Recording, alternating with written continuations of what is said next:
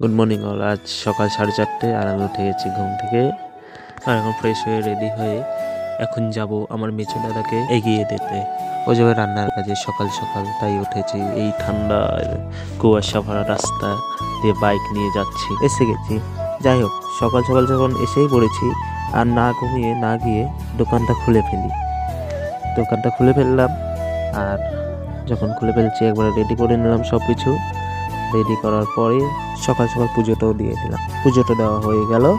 পুজো দেওয়ার পর দুধ গরম করতে বসিয়ে দিলাম। বাইরে এত ঠান্ডার মধ্যে চা খেলে তো আরও মজাই আলাদা। যাই হোক, এখন চা বানানো শুরু করে দিলাম। 6টা বাজতে চললো। এখনই আশা করি লোকজন এসে পড়বে। যেমন করে চা বানাচ্ছি ভাইরাল হবো, তো ভাইরাল করবে আমাকে। ব্লগ কীভাবে করে জানি না, কীভাবে করবো সেটা বুঝতে পারছি না। কী বলবো না বলবো সেটাও জানি। ভুল বলে থাকলে ক্ষমা করে দিও, কিছু ভুল হলে। তা না, অলওয়েজ রেডি আমার চা। এখানেও একে খাবা, এসে পড়ো। স্পেশাল চা।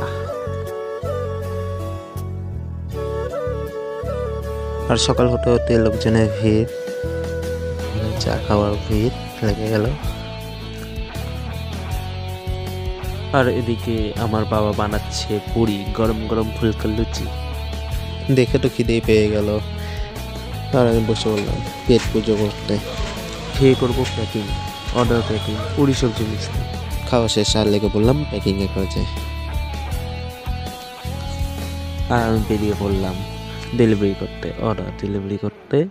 আর এরই সাথে দেখি রেলগেট পড়ে আছে।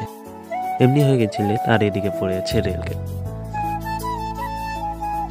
তারপর বাড়িতে এসে খাওয়া দাওয়া করে অল্প ঘুমিয়ে সন্ধ্যাবেলা রেডি হয়ে গেলাম পরিবেশনের কাছে যাবার জন্যে। বৌদিকে বাই বাই জানিয়ে আমি রওনা দিয়ে দিলাম ক্যাটারিং যাবার জন্যে।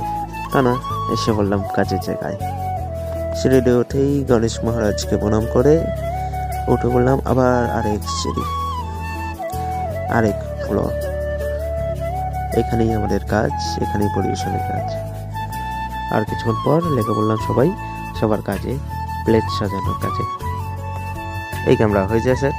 হ্যাঁ, হয়ে গেল। আর আমি হয়ে গেলাম রেডি কাজ করার জন্য।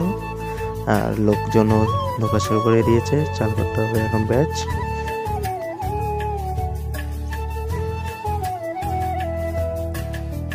এখন কাজ শেষ করে চলে এলাম অল্প উপরে ছাদে রেস্ট করার জন্য। এই যে আমার জানামন, মাই বেস্ট ফ্রেন্ড। আর দেরি না করে রাত 2:30, তাই আমরা খেতে বসে পড়লাম। খেয়ে যাবো এখন বাড়ি। আজকের মতো এখানেই। ভালো লাগলে লাইক করে দিও, কমেন্ট আছে অবশ্যই করো। Thanks for watching. Bye bye.